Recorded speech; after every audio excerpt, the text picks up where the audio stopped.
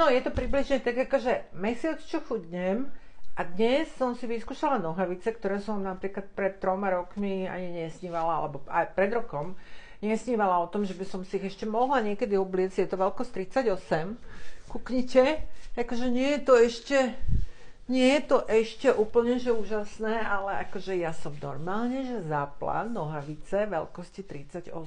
Takže som z toho celá happy.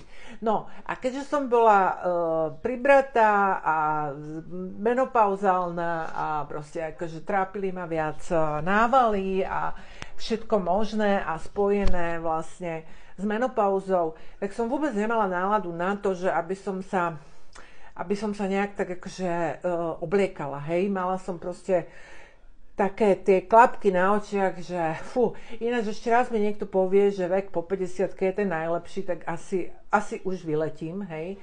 Lebo akože v niektorých veciach akože super, hej, akože viete povedať nie, viete si stanoviť hranice, akože decka máte veľké a môžete si konečne plniť sny. Fajn. Ale mne sa neskutočne začalo mrviť zdravie po tej 50-ke a práve pod tým vplyvom tej menopauzy. No ale teda k veci. Takže mám oblečené, čo som celá natešená, oblečené nohavice veľkosti 38, čo som teda fakt, že úplne z toho celá happy. No a nakupovala som konečne po dlhom čase. Ja som nemala vôbec náladu nakupovať. A to je vlastne asi aj výhoda, že keď vlastne akože aj som v podstate ušetrila, lebo som 3 roky bola tak tučná, že som nosila tepláky. A v teplákoch sa to všetko vlastne stráti. No dobre, a teraz nakúpila som si v Bomprixe. Ja v Bomprixe veľmi rada nakupujem a idem vám ukázať teda, čo som si kúpila. Kúpila som si takéto tričko. Tak trošku do rúžova som sa dala, uznávam. A toto je také obyč tričko, že pod niečo, hej, proste obyč, také akože veľmi také, že fajn. Kúpila som si sako. No, to asi nebude úplne, že na ukazovanie, lebo sako si vždycky treba trošičku prispôsobiť. Kupovala som si ešte veľkosti 42, lebo predsa len, ako tie ramena mi tiež narástli.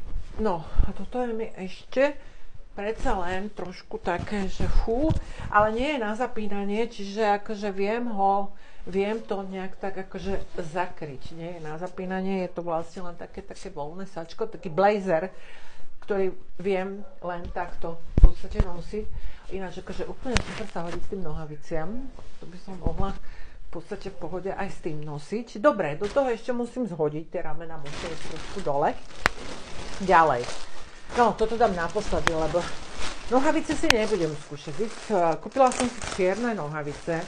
Nebudem si ich teraz skúšať, lebo tie sú na gumu, no. Ale sú také, že dlhé, sú padavé. Takže by mali byť, že fajn, ináč akože dobrý materiál. Ja som ináč veľmi milo prekvapená z toho Bomprixu. Mne sa moc nechce chodiť po obchodoch a tak som si zvykla, teda predtým, ako som tak strašne nabrala a nemala teda náladu na nakupovanie, tak som si zvykla v tomto Bomprixe nakupovať a musím povedať, že zatiaľ asi jednu vec, čo som v podstate ako vrátila, alebo čo mi nevyhovovala, to boli také tmavo-modré šaty, oni vyzerali božsky, ale teda ten materiál nebol nič moc. No a na toto som sa špeciálne tešila, lebo to mali vypredané dvakrát. To je taký akože dlhý sveter, taká imidžovka je to. Je to flitrované, počkajte, ja vám to skúsim ukázať, že celé. Ono je to takto dlhé, až takto, úplne, že po zem, hej?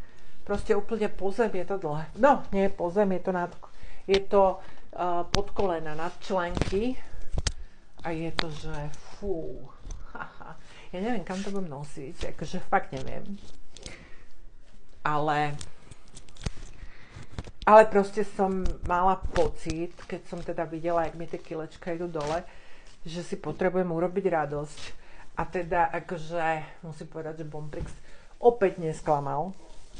A sú to fakt, že pekné veci. Do toho blazera trošku zhodiť. Musím trošku do neho zhodiť. Je to také, že trošku náročné. A hlavne ja som mala zlomené to rameno, čiže mne sa celkovo takto akože veci ťažko. Áno, ja som aj kvôli tomu zlomenému ramenu vlastne akože si nič nekupovala, lebo som bola taká, že len jednoručná, ale táto farba mne neskutočne ide, ja som teplý typ, čiže mne idú všetky takéto tieto tmavé farby, oranžová, táto cyklamenová, alebo teda sito rúžová, alebo ako chcete. No, dobre, ono je to taký super skvelý pocit, akože takto schudnúť.